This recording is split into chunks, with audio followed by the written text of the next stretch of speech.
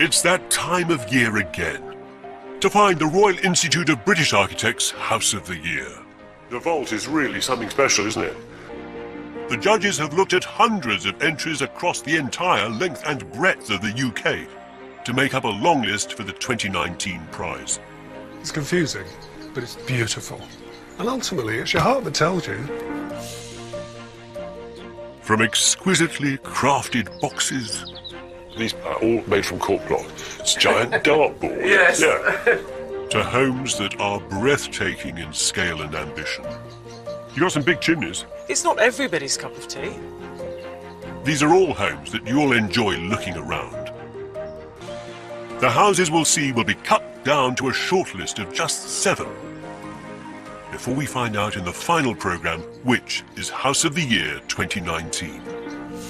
We love this room. I bet you blinking well do. From all the long-listed houses we're looking at, I've taken it upon myself to separate them into 4 loose categories. In later episodes, we'll be looking at houses that respond to their surroundings, houses that are down to earth, and houses all about materials and craftsmanship. First up, though, we're looking at experimental houses. Helping me to look around this outstanding group are my friends, the design expert and writer Michelle O'Gunderhin, and the architect Damien Burrows.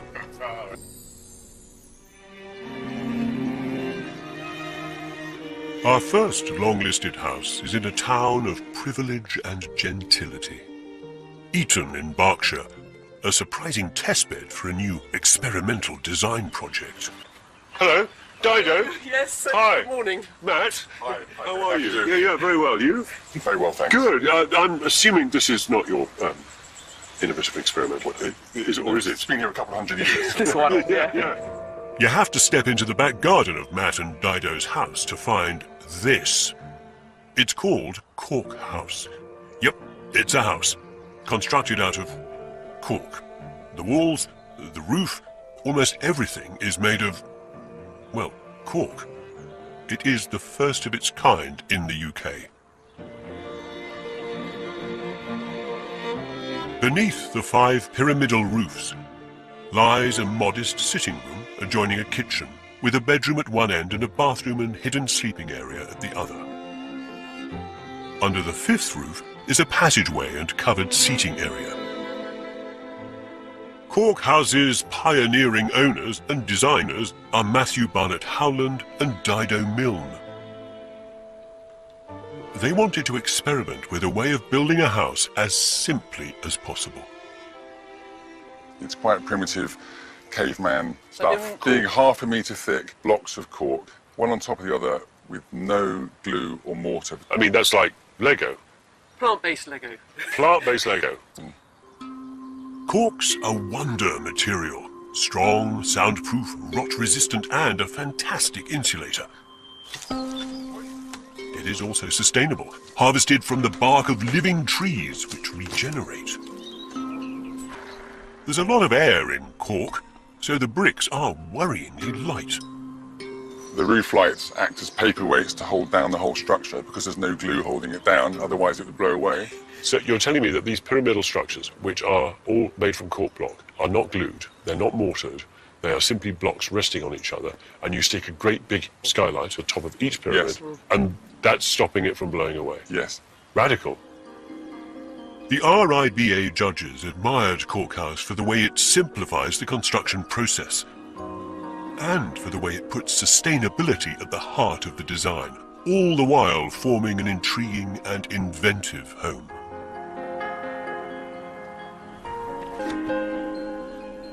Inside, the natural cork has been left unfinished.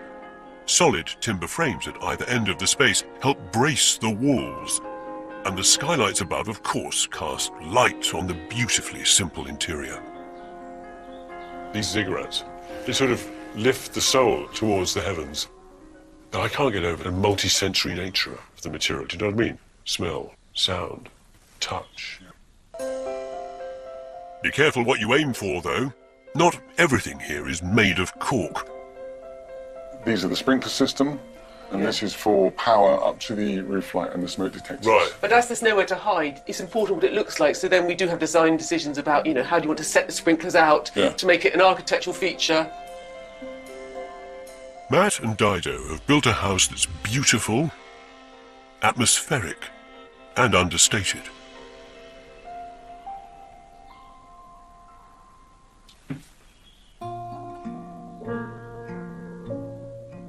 In the company of a mirror brass bath, you can seek refuge both from others and from Cork.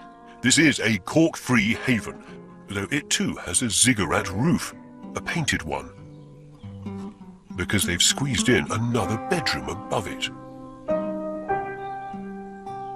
The most dramatic bedroom, though, is downstairs at the end of the house. Oh, yeah. What an amazing vaulted space.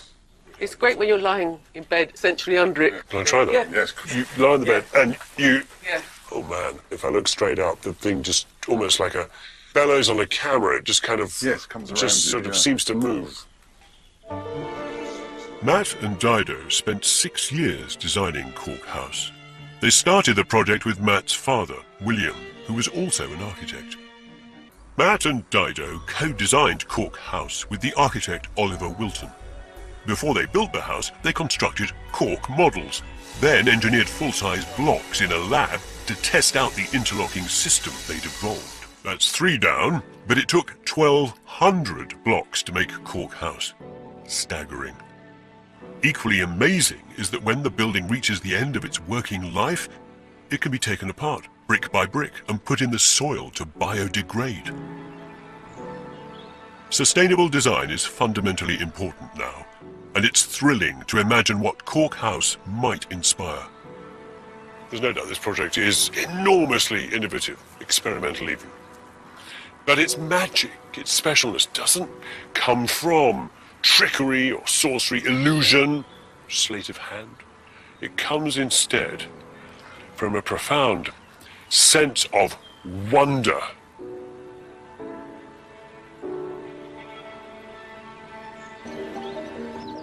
The next house on our long list of cutting-edge homes can be found in the South Downs of West Sussex.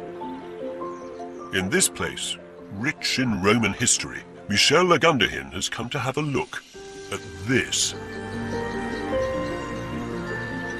Is it a rebuilt Roman ruin? Or a Palladian Italian farmhouse? Maybe a castle, but with those arrow slit windows? No. It's Nithurst Farm, a truly experimental family home. It was designed by the architect Adam Richards. Nithurst Farm was his testing ground. It was built for him, his wife Jessica, and their 3 young children. The large double-height central space on the ground floor houses the kitchen and dining area with a formal sitting room and children's playroom bookending the space. On the first floor are the 2 children's rooms, plus 3 further guest rooms and a family bathroom, with the master bedroom located on the top floor.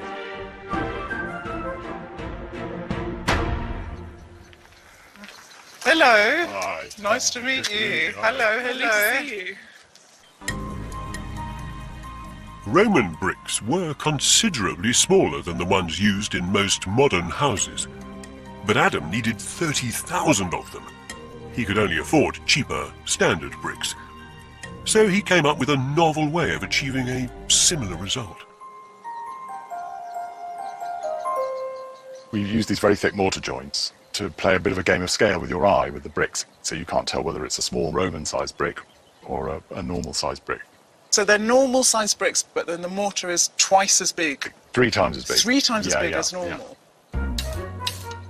The idea of super thick mortar to suggest that the bricks are tiny was a new one for their main contractor, Matthew Duke. From your perspective, did you just think, oh, this is architectural madness? Why do that? There's a certain amount of why. There's a risk of the mortar either being too wet or not mixed well enough before it's used, so it can sag if you're not gentle with laying the bricks. Every mix has got to be absolutely accurate to avoid the colour variation, which would jump out a mile on this brickwork. They couldn't lay the mortar for 6 months while they waited for the right weather. But Adam's experiment has been a success. He's made a building that is utterly of its time, and yet it seems to resonate with the classical world that was once here, in this place.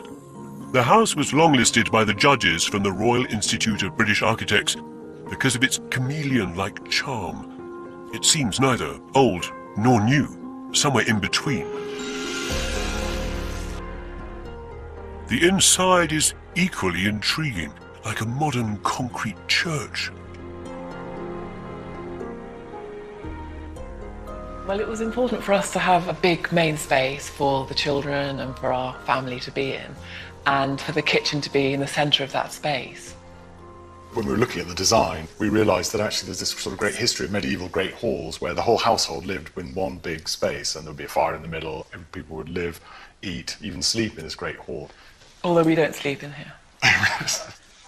Modelling a family home on a communal great hall makes a lot of sense. Adam, however, is a modern man and has hidden away a utility room, a study, a cloakroom, and a larder in a series of thick concrete pillars that are supporting the double-height ceiling. These look like massive towers. Is that what's holding it all up? That's right, yes. They're holding up the building, but they're also doing useful jobs. So all the things that are often tucked away at the back of a house, they're all open onto this big one main space. Clever. And when sharing one big room all gets too much, go left through this door to reach the tranquility of a fine and formal living room. So, a left turn from the Great Hall takes you to peace and quiet, but a right turn leads to a mysterious secret passage. It's all got a bit dark and twisty-turny back of house now, hasn't it? Yeah. What's happening here?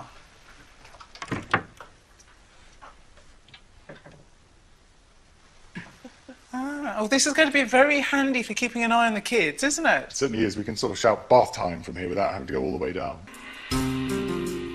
You might assume that a house steeped in layers of historical reference takes itself too seriously. You can't get bored here now, though. There are 6 bedrooms to play hide and seek in, and another secret staircase leading to a bathroom hidden, again, in one of the giant concrete pillars. And there are more secrets on the top floor. Well, there are 2 bedrooms here, as opposed to 1, because we have a bit of an issue with snoring. I'm the snorer, but Jess is a very light sleeper. Marital harmony may have driven the design brief upstairs, but the house was built for the whole family. Adam's plans romantically draw on and then reinterpret centuries of beautiful architectural ideas. It is wonderful. Adam and Jessica took a risk with the experimental nature of their home, and it could have ended up being a bit of an architectural folly. But instead, it's a fantastic family home. But best of all, the children get to grow up in their very own castle. So far, we've seen 2 groundbreaking experimental houses. We've 3 more to go. Oh, it's a beautiful, very sculptural room. Before we discover which of them the RIBA judges have shortlisted for House of the Year.